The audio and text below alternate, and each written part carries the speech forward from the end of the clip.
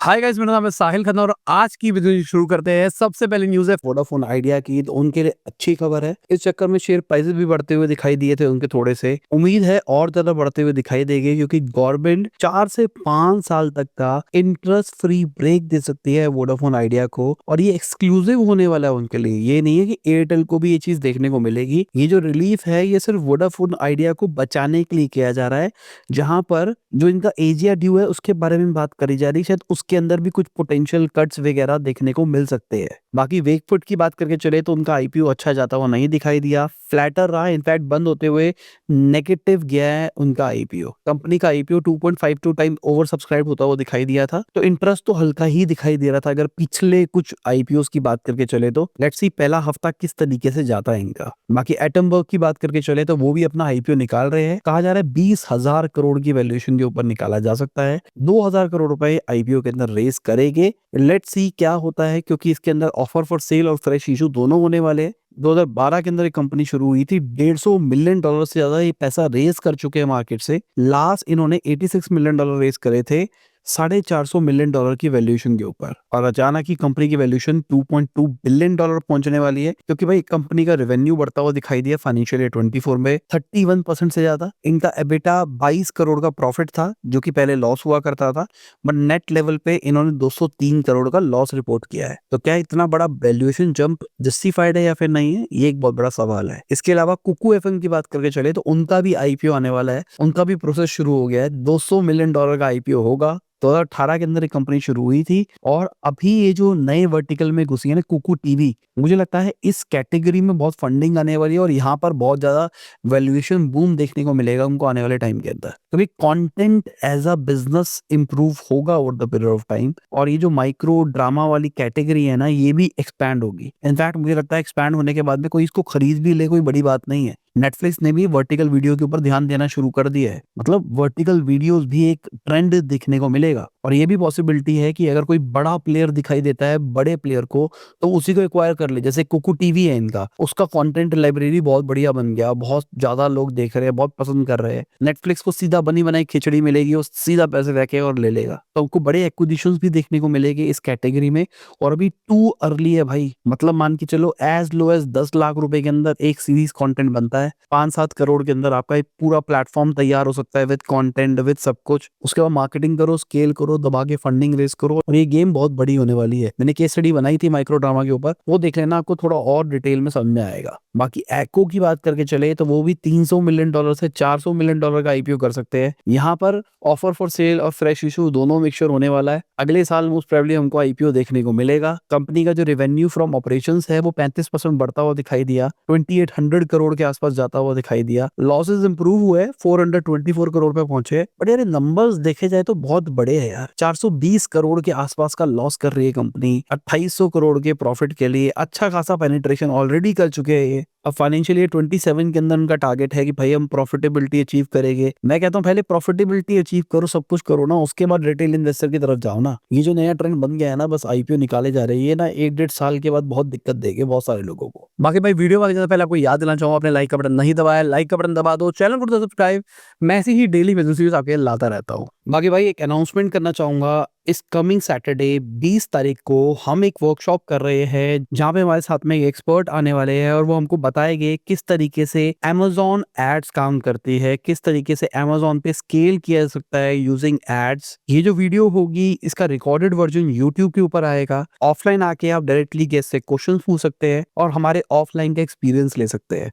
Lunch हमारी तरफ से होने वाला है, और टिकट प्राइस होने वाला है 499 रुपीज, क्योंकि मुझे लगता है अफोर्डेबल रहना चाहिए, ताकि जो आना चाहता है, सीखना चाहता है, वो सीख सके। तो रेजर पे का लिंक मैंने डिस्क्रिप्शन के अंदर दे दिया है। लिमिटेड सीट्स है, जैसे मैंने आपको पहले भी बताया है। हमारे ऑफिस के अंदर 32 लोगों की ही सीट होती है भाई, जिसमें से 4-5 सीटें हम ऑलरेडी रिजर्व करके रखते हैं। तो मान के चलो 24-25 सीटें होने वाली है। जो जो इंटरेस्टेड है वो आ सकता है, और प्लीज बुक कराओगे तो आना यार। मैंने कई बार देखा है कि जब मैं कम प्राइस रखता हूं तो लोग बुक कराते हैं और बहुत बार नहीं आते हैं। बाकी एनसीएलटी की बात करके चले तो उन्होंने फ्लिपकार्ट की रिवर्स फ्लिपिंग अप्रूव कर दी है। मतलब अब हमको फ्लिपकार्ट का भी जल्दी आईपीओ देखने को मिलेगा। और भाई Flipkart actually business point of view से उतना खतरनाक नहीं है। रेवेन्यू कर रहे होगे 20,500 करोड़ के आसपास का, बट इनके नेट लॉसेस 1500 करोड़ के आसपास है। ये बहुत बड़ा नंबर होता है। 1500 करोड़ का लॉस कर रही है फाइनेंशियल ईयर 25 में, इतना ही टाइम के बाद। फ्लिपकार्ट को बहुत टाइम हो गया इंडिया के अंदर काम करते हुए, अच्छा खासा पेनिट्रेशन हो चुका है और अच्छा खासा रेवेन्यू बन गया है, फिर भी लॉसेस देखने को मिल रहे हैं। बाकी इनका आईपीओ आना तो एक बार डिटेल वीडियो बनाऊंगा इसके ऊपर, और 90% चांसेस है कि कुछ नेगेटिव वीडियो ही बनेगी कि भाई देख के रहना, ये करना, रेड फ्लैग्स हो गए, ये होगा वो होगा, क्योंकि मुझे पता है पूरी दुनिया तारीफ करने वाली फ्लिपकार्ट की आईपीओ की। मोस्ट प्रोबेबली आईपीओ शायद ओपन भी अच्छे लेवल पे होता हुआ दिखाई दे, पर एज अ बिजनेस मुझे थोड़ा रिस्की लगता है ये। मुझे लगता है वॉलमार्ट बस निकालने की कोशिश करेगा अपने शेयर्स को कि भाई हमने खरीद लिया था, इट्स बेटर अब निकाला जाए। क्योंकि बीच में खबर निकल के आई थी फ्लिपकार्ट का यूएस के अंदर आईपीओ होगा, और मुझे लग रहा था अगर ये होगा तो बहुत बढ़िया रहेगा, बट वो इंडिया में लेके आ रहे हैं। बाकी इंडिया के एक्सपोर्ट्स की बात करके चले तो 10 ईयर हाई पे जाते हुए दिखाई दिए नवंबर के महीने के अंदर, $38 बिलियन के ऊपर पहुंच गए। इंडिया का नवंबर का जो ट्रेड डेफिसिट है भाई वो 23% घटता हुआ दिखाई दिया है, अगर हम ईयर ऑन ईयर की बात करके चले तो। अब ये समझो, एक साइड पे यूएस के एक्सपोर्ट्स महंगे हो रहे हैं, टैरिफ बढ़ गया है भाई, फिर भी हमारे एक्सपोर्ट्स यूएस को बढ़ते हुए दिखाई दिए है। अब इसका क्या रीजन ये है कि हमारी करेंसी ऑलमोस्ट 5% टूटती हुई दिखाई दी है, इसलिए वैल्यू प्रोपोजिशन बेटर बनती हुई दिखाई दे रही है, इसलिए ये सारे सरप्लस वगैरह इंप्रूव हो रहे हैं। क्या हम जो क्रिटिसाइज कर रहे हैं, करेंसी तोड़ दी, करेंसी गिरा दी, क्या ये स्ट्रैटेजिक मूव है क्या? बाकी एयर कार्गो वॉल्यूम की बात करके चले तो वो भी ऑल टाइम हाई जाती हुई दिखाई दी है, 10% ईयर ऑन ईयर राइज देखने को मिला है। अब मैं कंसेप्ट समझा रहा था आपको, होता क्या है देखो, एक होता है लैंड कार्गो, एक होता है एयर कार्गो। लैंड कार्गो का मतलब होता है लॉजिस्टिक के लिए, मतलब मान लो मुझे दिल्ली से बैंगलोर कोई माल भेजना है तो मेरे पास में दो ऑप्शन है, एक है एयर का, एक है लैंड का। तो लैंड तब चुना जाता है जब टाइम सेंसिटिव कुछ नहीं होता, लैंड आपको सस्ता पड़ता है, सबसे इंपॉर्टेंट चीज ये होती है।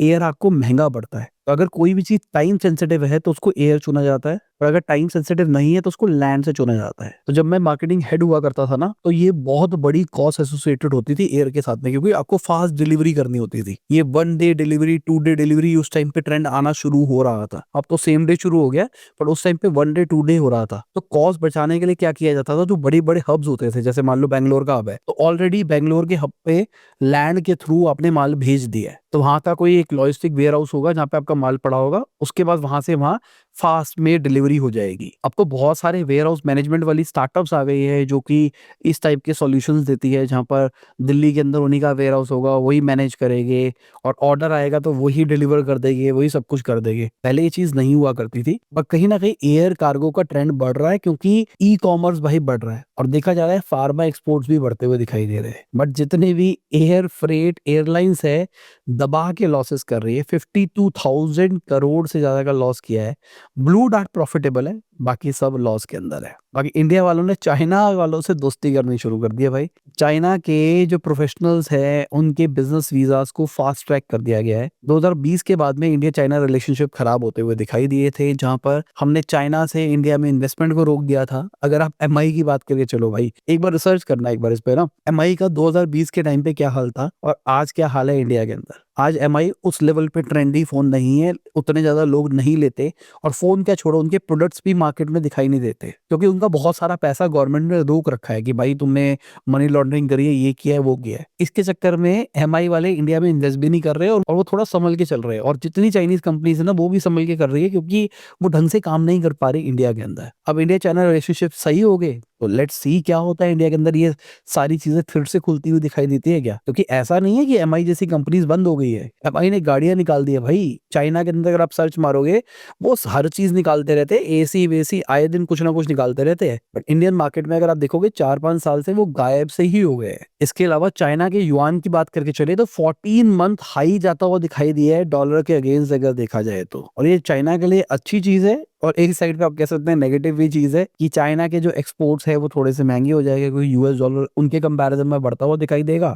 और ओवरऑल देखा जाए तो करेंसी उनकी स्ट्रांग होती हुई दिखाई दे रही है भाई। और सवाल ये है कि ये सब हो रहा है, बट उनकी जो रिटेल सेल है वो 3 ईयर लो पे जाती हुई दिखाई दे रही है। जो मार्केट में पुल वुल है वो सब कुछ नीचे जाता हुआ दिखाई दे रहा है भाई। इंडस्ट्रियल आउटपुट 4.8% रहा है ईयर ऑन ईयर, जो कि घटता हुआ दिखाई दिया है। पिछले महीने 4.9% था, इस बार तो एस्टिमेट किया जा रहा था 5% के आसपास जाएगा। जनवरी से नवंबर के अगर फिक्स एसेट इन्वेस्टमेंट की बात करके चले तो 2.6% घटता हुआ दिखाई दिया है ईयर ऑन ईयर। प्रॉपर्टी में स्लम देखने को मिल रहा है, अर्बन अनएम्प्लॉयमेंट बढ़ती हुई दिखाई दे रही है, गाड़ियों की सेल्स घटती हुई दिखाई दे रही है। तो ओवरऑल चाइना के इंटरनली चीजें हेल्दी नहीं है, बट करेंसी स्ट्रांग है। इंडिया के साथ उल्टा चल रहा है, इंडिया की करेंसी टूट रही है, बट इंटरनली डेटा सही कह रहे हैं, मतलब जीडीपी सही है, इन्फ्लेशन कंट्रोल हो गया, ये हो गया, मार्केट रियलिटी कुछ और है। बाकी नेपाल की बात करके चले तो नेपाल ने circulation of Indian currency notes allow कर दिया है। 100 रुपए से ऊपर के रूल चलेंगे भाई। इन्होंने 9 साल पहले तकरीबन जब नोटबंदी हुई थी ना 2016 के अंदर, उस टाइम पे इंडियन करेंसी को बैन कर दिया था कि भाई यहाँ पे नहीं चलेगी। पहले चला करती थी कि आप अगर इंडियन करेंसी नेपाल में लेके जा रहे हो तो कोई टेंशन नहीं है, वहां पे चल जाती थी। फिर ये रुक गया,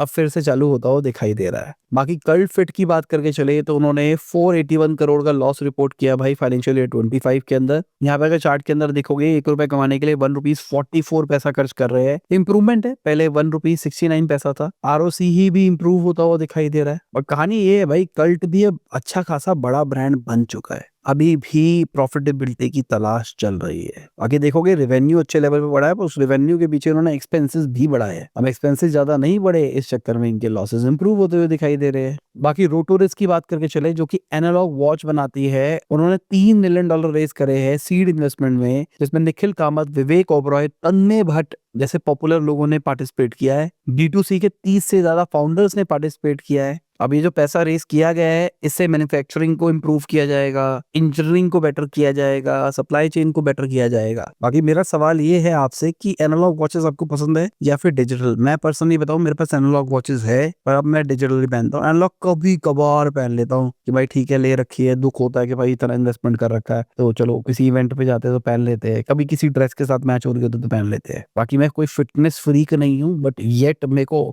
मजा आता है अपने आप को ट्रैक करने में कि क्या हो रहा है भाई, क्या नहीं हो रहा। बाकी जिंदल ग्रुप ने अपनी खुद की राइड हेलिंग बिजनेस शुरू कर दिया है। ट्रैवल करके सर्विस निकाली गई है, जो कि ब्लू स्मार्ट के तरीके से काम करने वाली है। अर्ली पायलट के अंदर 50 राइड्स को टेस्ट किया गया है, जहां पर MG EV की सब्सक्रिप्शन के ऊपर काम होगा, या विंडसर ही चलाई जाएगी, जहां पे आपको प्री बुक सिटी राइड्स के लिए या फिर एयरपोर्ट ट्रांसफर के लिए ये हेल्प करेगी।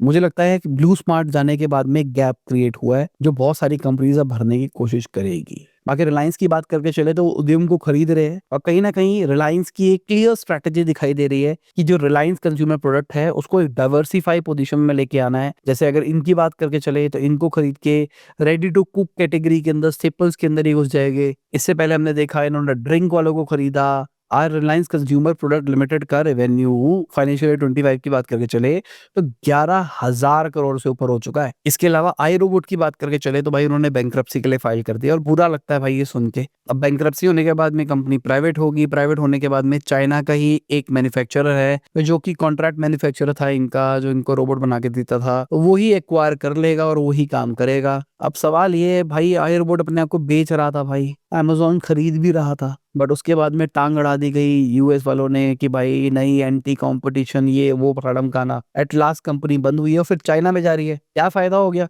एक जगह पे तुम कहते हो कि भाई यूएस आगे बढ़ना चाहिए, दूसरी साइड पे तुम यूएस के एक अच्छे खासे बिजनेस जो बन सकता था उसको जाने देते हो। आई रोबोट रोबोट क्लीनिंग के अंदर अच्छे लेवल पे हुआ करता था, उसके बाद फिर चाइनीज प्लेयर आए, उन्होंने कहीं ना कहीं मार्केट खराब कर दी। बट अगर अमेज़न इनको एक्वायर कर लेता ना तो भाई एकदम नया रे ऑफ होप आ जाता है इनके लिए, डिस्ट्रीब्यूशन भी खुल जाता। बाकी स्पेसएक्स की बात करके चले तो स्पेसएक्स के अंदर गूगल 10% होल्ड करता है भाई। अभी स्पेसएक्स बात कर रहा है कि भाई $1.5 ट्रिलियन का आईपीओ निकाल देंगे। रिसेंटली उनकी कंपनी की वैल्यूएशन $800 बिलियन जाती हुई दिखाई दी है। गूगल ने 10% के आसपास एक्वायर करे थे 2015 के अंदर, $1 बिलियन का राउंड जब हुआ था उस टाइम पे। तो अगर आप देखोगे जितने भी फ्यूचर इनोवेशंस आ रहे हैं उसके अंदर कहीं ना कहीं गूगल का पार्टिसिपेशन जरूर है। चाहे आप एंट्रोपिक की बात कर लो, चाहे आप स्पेसएक्स की बात कर लो। इसके अलावा कोको कोला की बात करके चले तो वो कोस्टा कॉफी को खरीद सकते हैं भाई, उन्होंने बिड किया है। लेट्स सी क्या होता हुआ दिखाई देता है। यहाँ पे इंपॉर्टेंट चीज पता है क्या है? कोस्टा कॉफी को व्हाइट ब्रेड ने 3.9 बिलियन पाउंड के अंदर खरीदा था। अब कोको कोला